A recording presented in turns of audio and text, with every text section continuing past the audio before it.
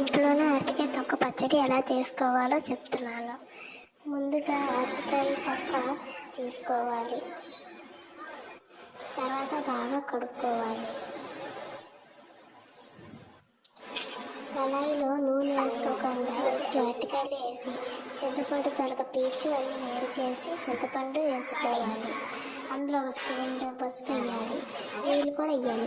దాదాపు ఒక 25 నుంచి 30 నిమిషాల దాకా బాగా ఉడకబెట్టాలి. ఉడుకుతూ ఉంటే మధ్య మధ్యలో కలుపుతూ ఉండాలి.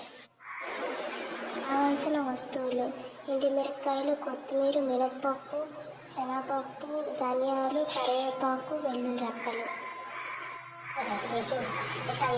ముందుగా నూనెలోని ఎండుమిరపకాయలు వేసుకోవాలి. దాని తర్వాత ఈ సామాన్లన్నీ వేసుకోవాలి. వెల్లుల్లిపాయలు, మినపప్పు, కరివేపాకు వేసి బాగా వేయించుకోవాలి. చివరిలో కొత్తిమీర వేసుకోవాలి. తర్వాత తాలింపు బాగా చల్లారాక అందులో ఒక నిమ్మకాయ సైజు అంతా బెల్లం వేసి చేయాలి. ముందుగా మిక్సీ జార్లో ఈ తాలింపుని మిక్సీ చేయాలి.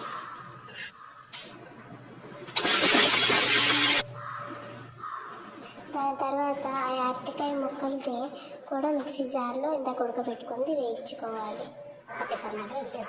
దాన్ని ముద్దలాగా అయ్యాక కళాయిలో కాస్తంత నూనె వేసి కరివేపాకు, ఆవాలు వేసి బాగా చేయాలి. ఆ తాలింపు వేడిగా ఉన్నప్పుడే అందులో కలిపేయాలి.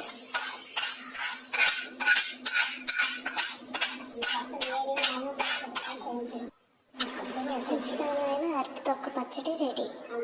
చాలా బాగుంటుంది. మీ అందరూ ఒకసారి ట్రై చేసి చూడండి. మీ దానికి ఒకవేళ నా వీడియో నచ్చితే ప్లీజ్ లైక్, షేర్